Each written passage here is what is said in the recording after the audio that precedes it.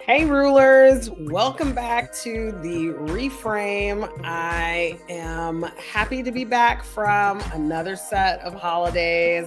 I know it seems like I'm always gone somewhere, but I am back and happy for it. And fortunately, don't think I'll be going anywhere anytime soon. So let us get going. The holidays that we were celebrating this time, I was in New York, as I said, celebrating the last of holidays, marking the end of the readings of the book of the Old Testament. That was a lot of ofs. And the immediate start of a new cycle with the very first words of Genesis. So I am super excited because this means there are 52 weeks of exciting revelations, awakenings, growth, and fun ahead. This is a powerful moment of renewal, a perfect time to reframe our lives. And that's exactly what we're doing today, diving into a spiritual concept that connects us to Genesis and live by the rules. So I'm sure most of you out there are familiar with the story of creation and of Adam and Eve. So, God basically spoke everything into creation: space, time, the heavens, the earth, light, darkness, day, night, land, water, plants, trees, the sun, the moon, sea creatures, land animals, and of course, Adam and Eve. And as the story goes, Adam and Eve lived in the Garden of Eden that was created or centered around two trees, the tree of life and the tree of knowledge of good and evil. And in this garden, all their needs and wants were provided for, and they were immortal, like they could not die. They could have and do everything that they wanted except to eat from the tree of knowledge of good and evil. And if they broke that commandment and ate of the tree, it would cause death. So along came that sneaky snake and convinced Eve to take a bite of the forbidden fruit, and she gave some to Adam. And all of a sudden, death, pain, suffering, all of it, chaos became a thing. So how many times have we been seduced and deceived into doing things that are against our best interests? How often do you let, fear, doubt, jealousy, greed, anger, and frustration cause you to act in negative ways that, block you from achieving our goals? That original sin, and really, I think there's almost a mistranslation in the term sin, to where we are to, what we kind of think of sin today. It's actually just a disconnection between us and God or the light. And so this original sin or disconnection from our creator was basically the birth of humanity as we know it. So most interpretations say, the story says that, this first act condemned us all to a life of sin and suffering. But I really want to talk about how it represents a loss of human power and share good news that we don't have to live a life of condemnation. So disconnection from the creator or being faced with temptation from our inner opponent, it isn't just a one-off event. It's something that we basically face all day, every day. It's like anytime you are dealing with, challenging situations with your family, with people at work, people on the street, with your neighbors, with, the person at the grocery store, the person that cuts you off in traffic. Any of those things represent, chances for there to be kind of a short circuit between our connection to connection to the creator. It's like, you step out, you wake up in the morning and like, okay, it's a brand new day. Everything's great. You're feeling refreshed and connected. And then, as soon as you roll over, boom, there you are. You're hit with, work emails, or your spouse is in a mood, or your kids are sick, or, just any number of things that can cause us to be frustrated and, to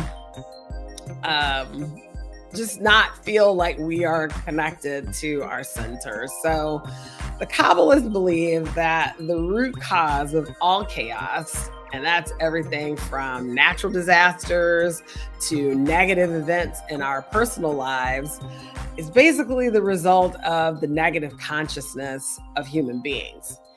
The words we say, the actions we do against each other is actually the source of all the suffering we experience day to day.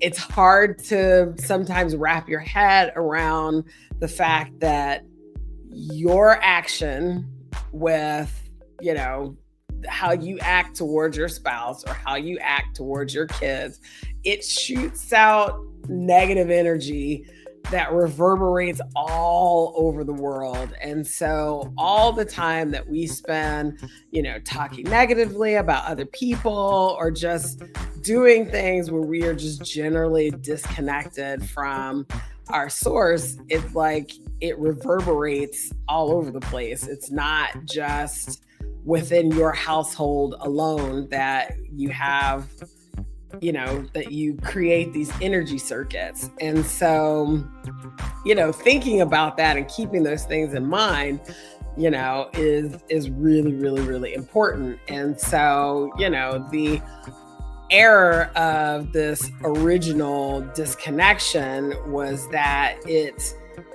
caused, it enabled us to lose our ability, right, to be the cause of our lives, making us parts of the effect. So it's like we lost our ability to be the cause of our lives, and that made us the effect of external chaos. The good news is, of course, we were originally created in the image of God with the potential to be masters of the physical world and to eliminate chaos completely.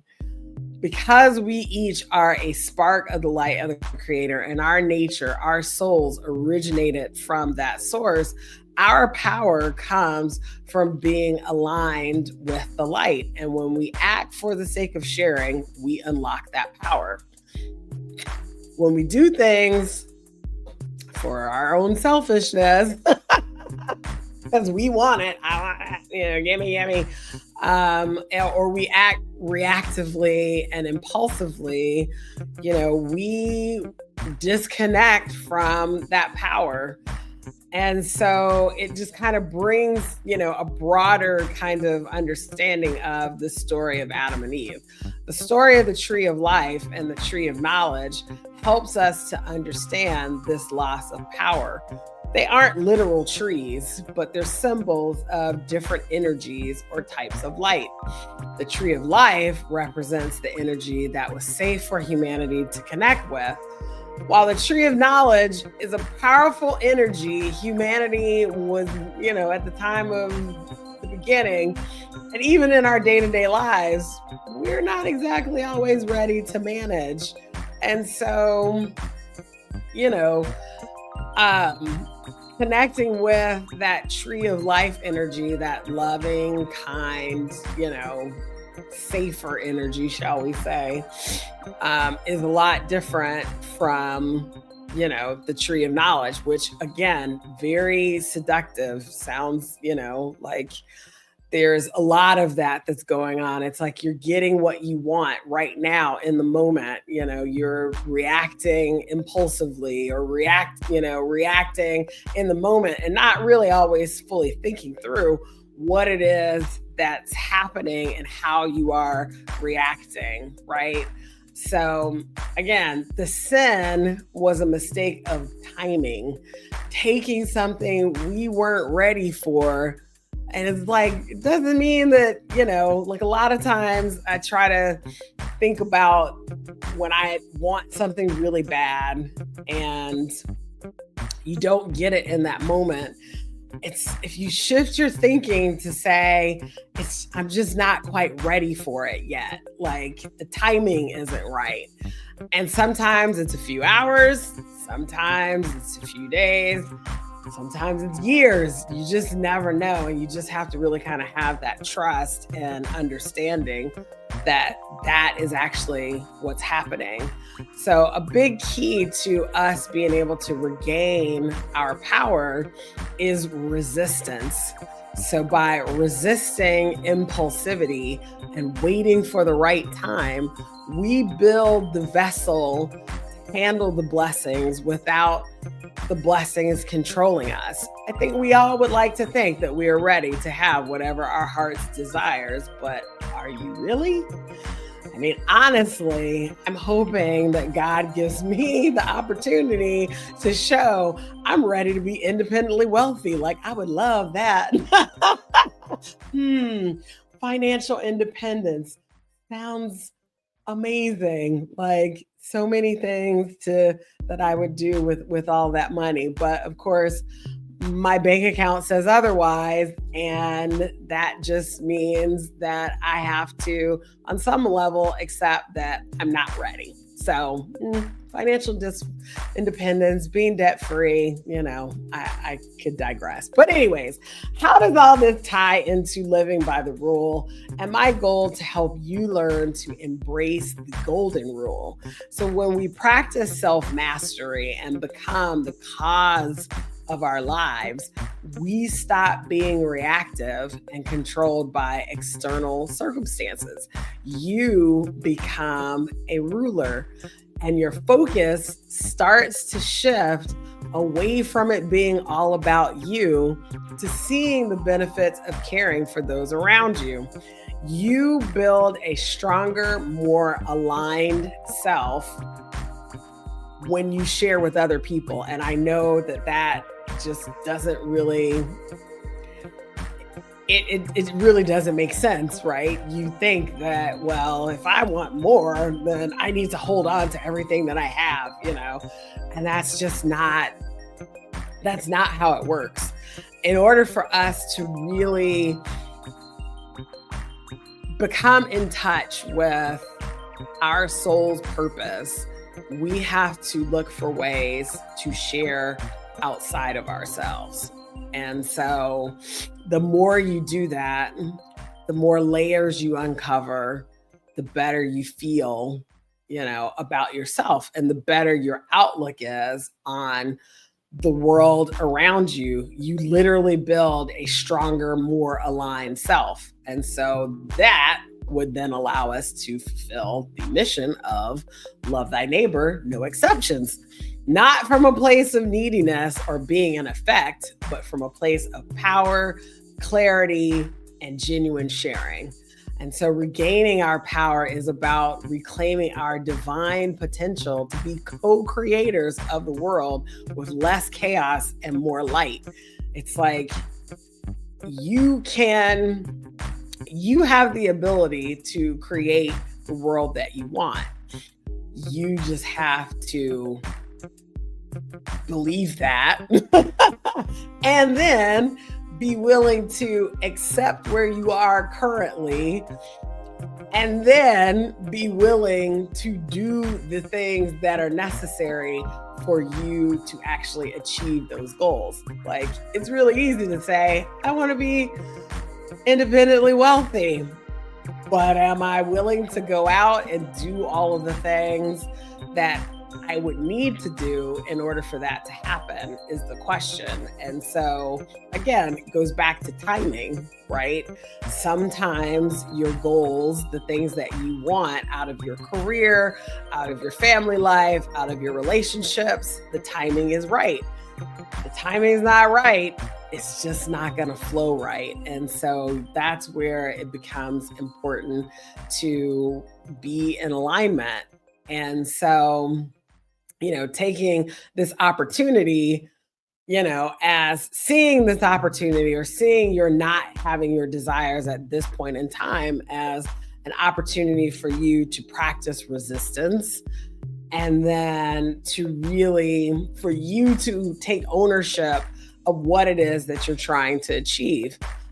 I have people that ask me all the time, Nicole, why do you want to do this? Like, why are you doing live by the rule? And when I say, well, my long-term goal is to end pain, suffering, death, they all look at me like I'm crazy. But the truth is if we all manage to, or enough people manage to have that shift in consciousness and understanding, and to obtain that level of consciousness and understanding about how we are all interconnected, and decided that they wanted to act on that, it really would be the end of pain, suffering, and death, because we would not we wouldn't be going around causing hurt and pain and trauma to other people. So yes, I know it's a crazy goal, but it is what it is.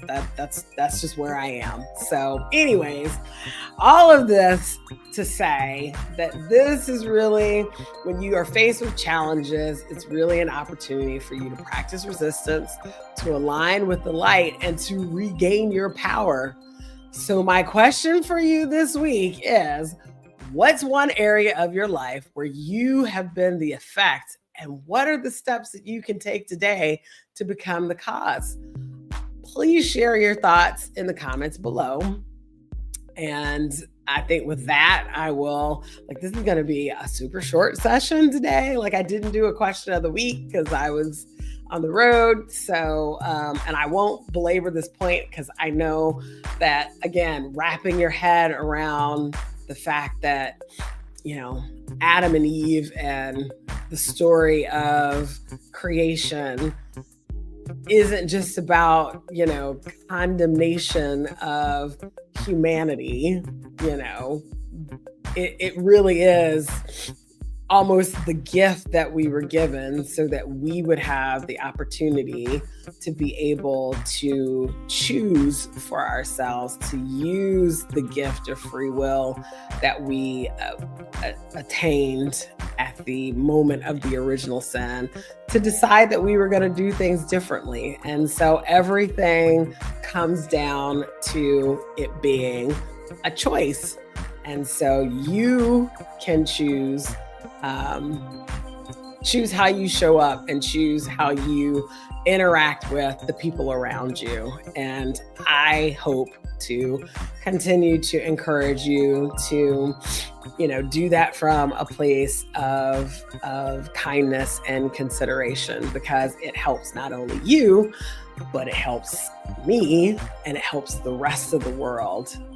So that's my challenge to you. And, again, I know it seems overwhelming sometimes, because there is definitely a lot going on, but with the right amount of encouragement, it could definitely happen. So please be sure to follow, like, share, and subscribe, so we can go through this new cycle together. We have like 52 weeks of all sorts of interesting things to talk about and to reveal. And really, there's so much going on right now in the world that we are all going to need lots of support to not get discouraged.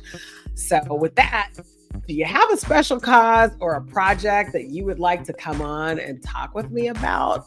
Feel free to DM me.